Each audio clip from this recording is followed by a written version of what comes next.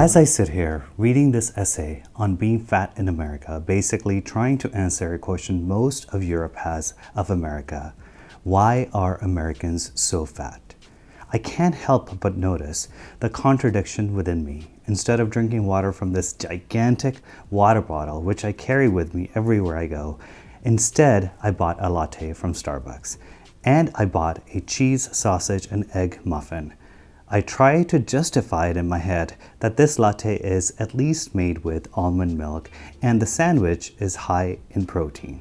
But the fact is that this small latte has 100 calories and the sandwich has 450 calories, totaling 550 calories for something I didn't need. If you are new here, I am Jay and my other half is Stefan. Half of the year we live here in California, the other half we live in Germany. Today we will be talking about one of the biggest problems in the American society is obesity. 42.4% of Americans are obese.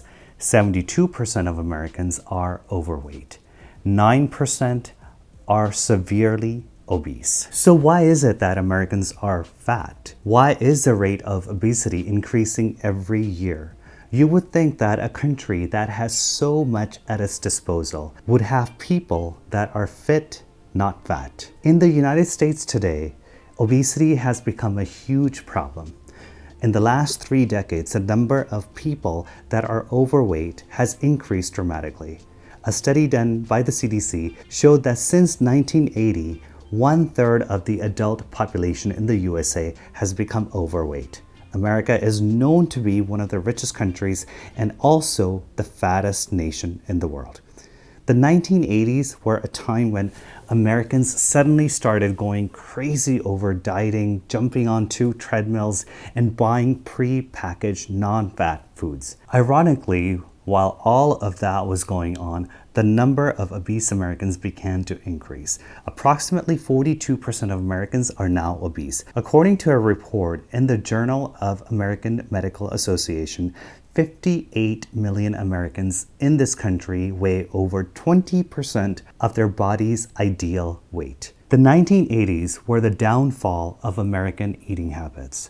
This was a time of extreme fad diets. It was also a rise of the American pre-packaged and pre-processed foods. Designed to sell for profits, low fat became the answer to everything. People were advised to avoid fat, but sugar was okay. My mom went through some of these diets, like the grapefruit diet, the watermelon diet, and my mom also took weight loss pills. And a decade after eating all this crap, she ended up having type 2 diabetes. Weight loss pills like Dexatrim were available over the counter and advertised relentlessly over the airwaves in the 1980s. Many of these pills contain harmful stimulants, stimulant-like substances such as PPA and ephedra, which studies connected to heart attacks and strokes. According to the CDC, nearly 23% of American children and adolescents are now obese. These children are setting themselves up for serious health problems later in life. This weight gain in children is not just a health issue though, but it is also a culprit in their emotional stability. Overweight children tend to feel less secure, less happy, and are more stressed than normal weight children.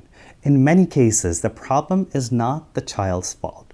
After all, it is a parent's responsibility to feed the right foods and food types to their children. In some cases, the parents themselves are at a loss and lack basic nutrition education.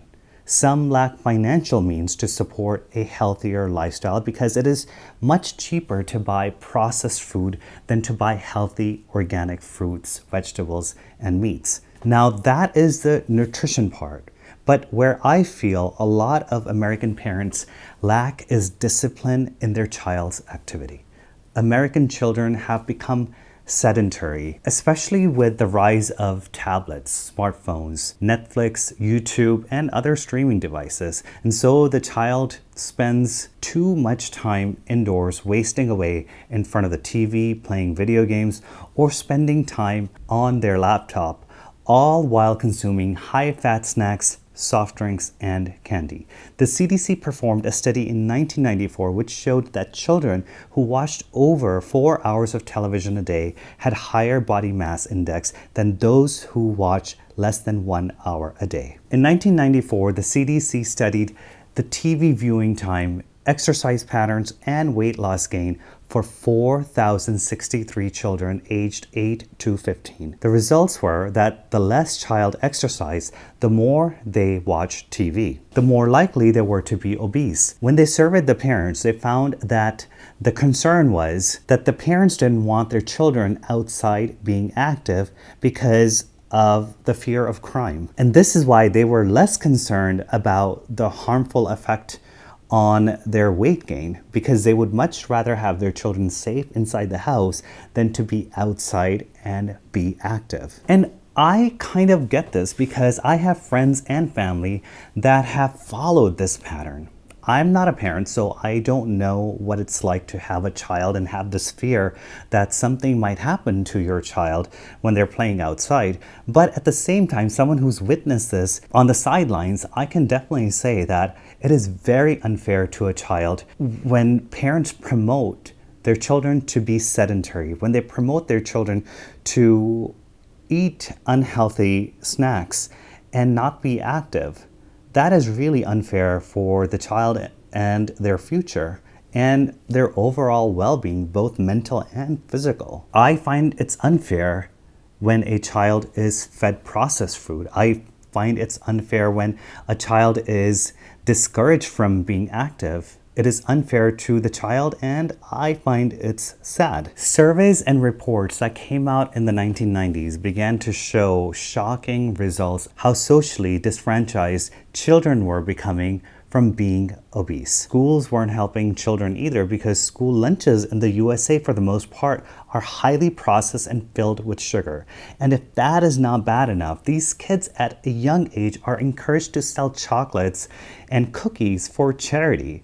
I mean, they win actual prizes for whoever sells the most. Case in point is world's finest chocolates. Probably one of the biggest scams in America, which is still happening today. This deserves a video on its own. And I mean, I used to sell this in school when I was a kid. More than half of the profits go into the pockets of people that run the businesses.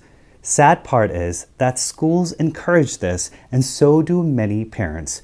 Children go door to door and stand outside grocery stores to sell these chocolates. And if that's not bad enough, parents also partake in this. They sell the chocolates for the kids in their office to their colleagues. Now that I talk about it out loud, I think it's kind of fucked up. And then there are Girl Scout cookies. And honestly, I never understood this weird phenomena and this obsession with these horrible, crappy cookies. People go crazy over these cookies, and yet they are nothing but highly processed crap sold in boxes by young girls. And if I get into the salaries of these people that run the show of Girl Scout cookies, you would shit your pants or laugh out loud. But anyways, back to today's video.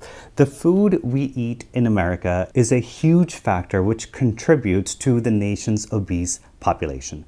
The desire for junk food has rapidly replaced the desire for fruits and vegetables and other healthy foods.